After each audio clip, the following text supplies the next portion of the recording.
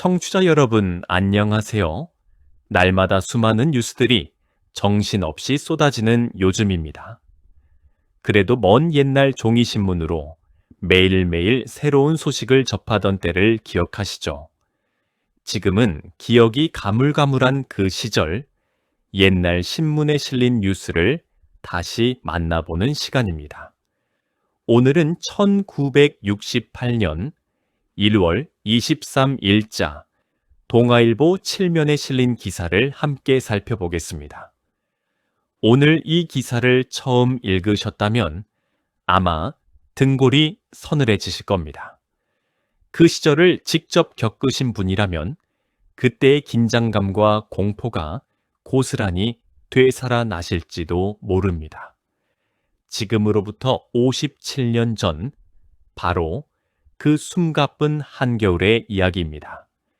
여러분, 오늘 이 이야기를 더 많은 분들과 나누고 싶습니다. 이 채널의 좋아요 버튼과 구독 버튼을 눌러주시면 큰 힘이 됩니다. 여러분 한 분 한 분이 살아오신 그 세월, 그 기억들이 결코 사라지지 않도록 저희가 함께 지켜나가겠습니다. 여러분, 혹시 일일 사태라는 말을 기억하십니까? 1968년 1월 21일, 지금으로부터 57년 전의 일입니다. 대한민국을 뒤흔든 충격적인 사건이 한겨울밤에 벌어졌습니다. 북한에서 온 무장 공비, 그러니까 무기를 들고 몰래 내려온 북한 군인들 31명이 서울 한복판을 향해 움직이고 있었습니다. 그들의 목표는 다름 아닌 청와대, 그 당시 박정희 대통령이 머물고 있던 바로 그곳이었습니다. 생각해 보십시오. 31명의 무장한 군인이 한밤중에 서울 도심으로 들어온 것입니다. 지금의 서울 도심, 바로 우리가 알고 있는 그 거리를 말이지요. 그날 밤 나라 전체가 발칵 뒤집혔습니다. 군과 경찰이 총동원되어 추적에 나섰고 총격전이 벌어졌으며 수많은 희생자가 생겼습니다. 그리고 31명의 공비 중에서 단 한 명만이 살아서 우리 손에 붙잡혔습니다. 그가 바로 김신조입니다. 당시 26살의 젊은 북한 군인이었던 김신조. 그는 생포된 직후 기자들 앞에 나와 직접 입을 열었습니다. 그리고 동아일보는 이 놀라운 장면을 1968년 1월 23일자 7면에 상세하게 보도했습니다. 오늘 저는 여러분과 함께 바로 그 신문 기사를 들여다보려 합니다. 기사의 제목은 이렇습니다. 지금은 아무렇게나 처리해도 좋다. 그리고 그 아래 생포된 김과 일문일답이라고 적혀 있습니다. 일문일답, 이 말은 기자가 질문하고 당사자가 대답하는 방식으로 기록된 인터뷰를 뜻합니다. 쉽게 말씀드리면 기자가 묻고 김신조가 직접 답한 내용을 그대로 실은 것입니다. 과연 그는 무슨 이야기를 했을까요? 먼저 신상에 관한 질문입니다. 기자가 이름과 주소, 그리고 가정 환경을 물었습니다. 김신조가 대답했습니다. 이름은 김신조이고 1942년에 태어나 당시 26살이었습니다. 출신지는 함경북도 청진시 성남구입니다. 아버지는 직조공장에서 노동을 하셨고 어머니와 남동생 셋이 함께 살고 있다고 했습니다.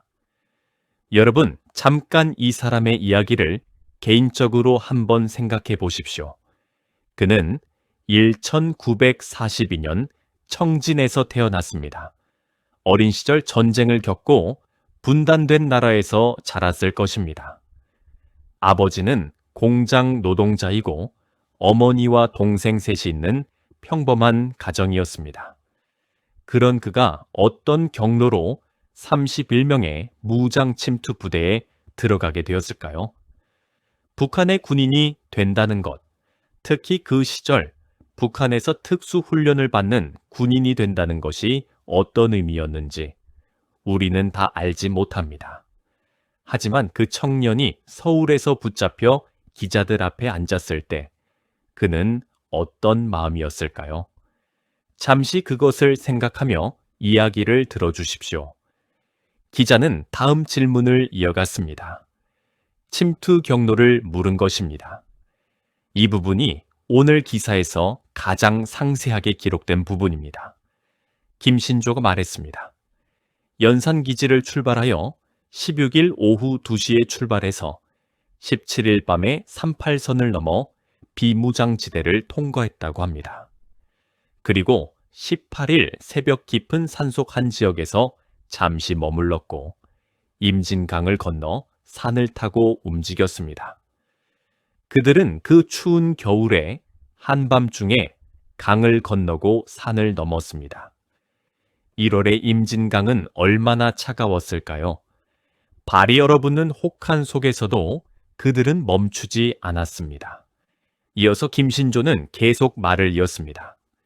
19일 오후 2시쯤 법원리에서 나무꾼들에게 발각되어 신고를 당했다고 합니다. 그 나무꾼들을 협박하고 그 자리를 떠났지만 이미 그들의 존재는 알려지기 시작했습니다. 그 나무꾼들이 신고하지 않았더라면 그날 밤의 역사는 달라졌을지도 모릅니다. 삼봉산 등을 거쳐 21일 저녁 8시 드디어 서울 세검정에 나타났습니다.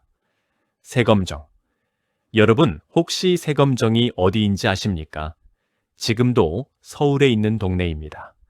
청와대에서 그리 멀지 않은 곳이지요. 그 조용하고 아름다운 동네에 무장한 북한 공비 31명이 나타났다는 것입니다. 그들은 민간인 복장을 하고 낮에는 잠을 자고 밤에만 움직였다고 합니다. 산속에서 풀처럼 몸을 숨기며 사흘 넘게 이동해 온 것입니다. 겉으로는 아무것도 아닌 듯 보이는 산, 고요한 밤, 그 속에서 31개의 그림자가 서울을 향해 움직이고 있었습니다. 여기서 우리가 기억해야 할 것이 있습니다. 그들이 서울에 도착하기까지 닷새가 걸렸다는 것입니다. 닷새 동안 먹지도 못하고 제대로 자지도 못하면서 영하의 추위 속에서 산을 넘고 강을 건너 서울까지 왔다는 것입니다. 목적이 무엇이었든 그 처절한 과정은 숨이 막힐 정도로 긴박했습니다. 이 부분에서 기사는 매우 구체적인 지명과 시간을 기록하고 있습니다. 동아일보 기자들이 얼마나 꼼꼼하게 이 사실을 받아 적었는지 57년이 지난 지금 읽어도 그 날의 긴박함이 생생하게 전해집니다. 여러분 중에는 그 시절을 직접 기억하시는 분도 계실 것입니다. 그해 겨울 온 나라가 긴장 속에 떨었습니다. 뉴스는 연일 사건의 경과를 보도했고 사람들은 삼삼오오 모여 이야기를 나누었습니다. 어디서 또 총성이 들렸다더라, 잡혔다더라, 도망갔다더라 소문이 꼬리를 물고 퍼져나갔습니다. 그 시절을 살아낸 여러분은 그 기억을 마음 깊은 곳에 간직하고 계실 것입니다. 여러분, 이 이야기가 의미 있다고 느끼신다면 부디 이 채널의 구독 버튼을 눌러 주십시오. 잊혀져가는 역사의 한 페이지를 우리가 함께 기억으로 지켜나갈 수 있습니다.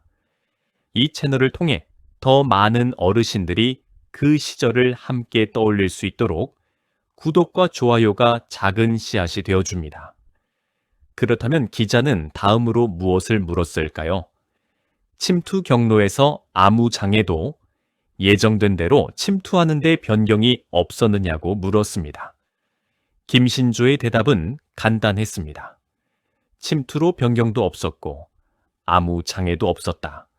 낮에는 잠을 자고 밤에만 걸었다. 이 짧은 대답이 얼마나 섬뜩한지 느껴지십니까?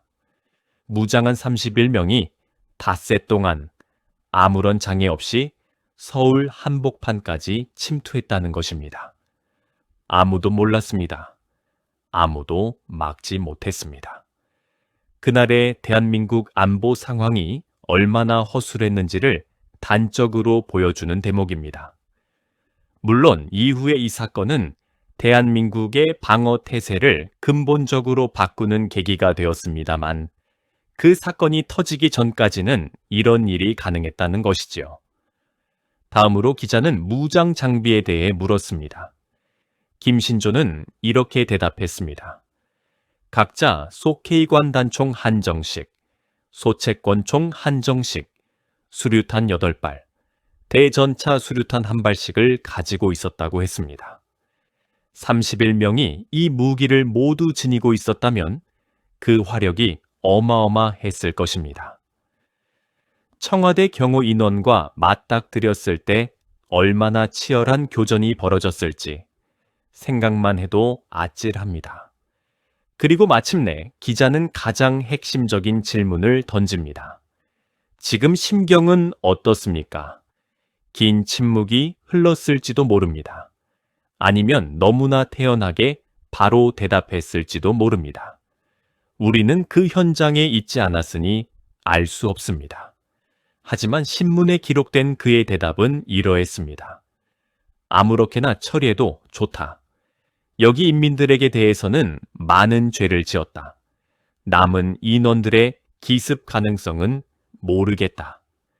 딱 3마디입니다. 아무렇게나 처리해도 좋다. 여러분, 이 말을 어떻게 받아들이십니까? 26살의 청년이 낯선 땅에서 붙잡혀 자신의 목숨이 어떻게 될지 모르는 상황에서 아무렇게나 처리해도 좋다고 말했습니다. 이것이 체념일까요? 아니면 각오였을까요? 아니면 북한에서 훈련받은 대로 말한 것일까요? 아니면 혹시 30명의 동료들이 모두 죽어나가는 것을 목격한 한 청년의 진심이었을까요? 우리는 그의 속마음을 정확히 알 수 없습니다. 하지만 그 3마디는 57년이 지난 지금도 읽는 사람의 가슴을 서늘하게 합니다. 특히 2번째 대답, 여기 인민들에게 대해서는 많은 죄를 지었다는 말이 눈에 걸립니다. 여기 인민들, 그러니까 대한민국 사람들에게 죄를 지었다는 말입니다. 이미 그때 그 26살 청년의 마음속에 무언가가 바뀌어 있었던 것은 아닐까요? 이후 김신조는 어떻게 되었을까요? 사형이 예상되었던 그는 놀랍게도 살아남았습니다. 그리고 대한민국에서 신학을 공부하여 목사가 되었습니다. 아무렇게나 처리해도 좋다고 했던 그 청년이 성직자의 길을 걷게 된 것입니다. 삶이란 참으로 알 수 없는 것입니다. 죽으러 왔다가 살아남아 전혀 다른 사람이 되어버린 이 이야기는 어쩌면 한국 현대사가 품고 있는 수많은 드라마 중 하나일 것입니다. 그리고 그 이야기의 시작은 1968년 1월 23일자 동아일보 7면, 바로 오늘 우리가 함께 읽은 이 신문 기사에 고스란히 담겨 있습니다. 여러분, 이 사건이 일어났던 1968년이라는 시절을 잠깐 더 떠올려 봅시다. 그때는 대한민국이 한창 개발도상국이라는 길을 달리던 시절이었습니다. 먹고 사는 것이 최우선이었고 나라를 세우는 것이 급했습니다. 전쟁이 끝난 지 얼마 되지 않아 전쟁의 상처가 아직 아물지 않은 시절이었습니다. 그런 때에 이 사건이 터졌습니다. 나라는 다시 한번 혼돈에 빠졌고 사람들의 가슴은 철렁 내려앉았습니다. 더 이상 전쟁은 없을 거라 믿었던 사람들, 이제 평화롭게 살 수 있겠구나 안심했던 사람들에게 이 사건은 다시금 긴장을 심어주었습니다. 그 시절을 살아내신 어르신들께서는 아마 그 공포와 불안이 얼마나 깊었는지 잘 아실 것입니다. 그냥 뉴스로 듣는 것이 아니라 밥상 앞에서 이웃과 마주치며 혹은 잠자리에 들기 전에 떠오르는 두려움으로 그 사건을 온몸으로 느끼셨을 것입니다. 그 기억들이 여러분의 삶의 일부입니다. 그리고 그 기억들이 모여 오늘의 대한민국이 있는 것입니다. 이 사건 이후 대한민국은 방어 체계를 대폭 강화했습니다. 향토예비군이 창설된 것도 바로 이 사건의 영향이 컸습니다. 이렇게 한 장의 신문 기사 속에는 오늘날 우리가 살고 있는 나라의 역사가 고스란히 담겨 있습니다. 그 시절을 살아내신 여러분은 단순히 역사의 목격자가 아닙니다. 여러분이 바로 그 역사입니다. 기사를 읽으면서 저는 특히 나무꾼 이야기가 마음에 걸렸습니다. 버벌리 어딘가의 산에서 나무를 하던 평범한 사람들이 31명의 무장 공비와 마주쳤습니다. 총을 들이대며 협박을 당했습니다. 그 자리에서 죽을 수도 있었습니다. 얼마나 무섭고 황망했을까요? 손발이 떨리고 숨이 막히는 그 순간을 그 나무꾼들은 어떻게 버텼을까요? 그리고 그들은 살아남아 신고를 했습니다. 그 신고가 없었다면 더 많은 희생자가 나왔을지도 모릅니다.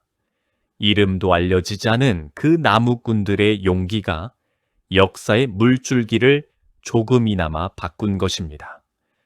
역사는 언제나 이렇습니다. 거대한 사건의 뒤에는 이름 없는 사람들의 용기와 희생이 있습니다. 그리고 그런 평범한 사람들이 모여서 나라를 지켜온 것입니다. 여러분이 지나온 그 세월, 그 기억 하나하나가 대단히 소중합니다. 오늘처럼 잊혀져가는 이야기들을 함께 나누는 이 공간이 계속 이어지려면 여러분의 구독과 좋아요가 꼭 필요합니다. 이 작은 손길이 역사를 기억하는 힘이 됩니다. 아직 누르지 않으셨다면 지금 이 순간 눌러주십시오. 오늘 우리가 함께 읽은 기사를 간단하게 정리해 드리겠습니다. 1968년 1월 21일 북한 무장공비 31명이 청와대 습격을 목표로 서울에 침투했습니다. 이것이 바로 역사에서 말하는 일일 사태입니다. 31명 중 단 한 명만 살아서 붙잡혔습니다. 그가 바로 당시 26살이던 김신조입니다. 함경북도 청진시 출신으로 아버지는 공장 노동자였습니다. 그는 연산기지를 출발해 38선을 넘고 임진강을 건너 닷새에 걸쳐 서울 세검정까지 침투했습니다. 낮에는 잠을 자고 밤에만 이동했으며 아무런 장애 없이 서울까지 들어올 수 있었다고 증언했습니다. 각자 소케이관 단총, 소채권총, 수류탄 8발, 대전차 수류탄 1발씩으로 중무장하고 있었습니다. 체포 후 기자들이 심경을 묻자 그는 아무렇게나 처리해도 좋다.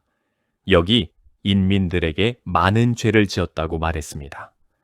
이 짤막한 세 마디는 그 시절 사람들에게 깊은 인상을 남겼습니다. 그리고 57년이 지난 지금도 우리의 가슴에 무언가를 남기고 있습니다. 이 사건 이후 대한민국은 향토예비군을 창설하는 등 방어 체제를 강화했습니다. 그리고 김신조는 대한민국에서 목사가 되어 전혀 다른 삶을 살아갔습니다. 한 장의 신문 기사가 담고 있는 이야기가 이렇게도 깊습니다. 57년 전 그 겨울, 그 긴박했던 한 주의 이야기가 지금도 우리에게 말을 걸어오는 것 같습니다. 그때를 살아내신 여러분, 그 시절의 두려움과 긴장, 그 속에서도 하루하루를 버텨낸 여러분의 삶이 얼마나 소중한지 오늘 다시 한번 느끼게 됩니다. 오늘의 추억 여행 어떠셨어요? 그 시절 기억을 잠시 떠올려 보셨나요? 놀라운 옛날 신문 이야기는 오늘도 계속됩니다. 청취자 여러분, 그럼 다음 시간에 또 뵙겠습니다.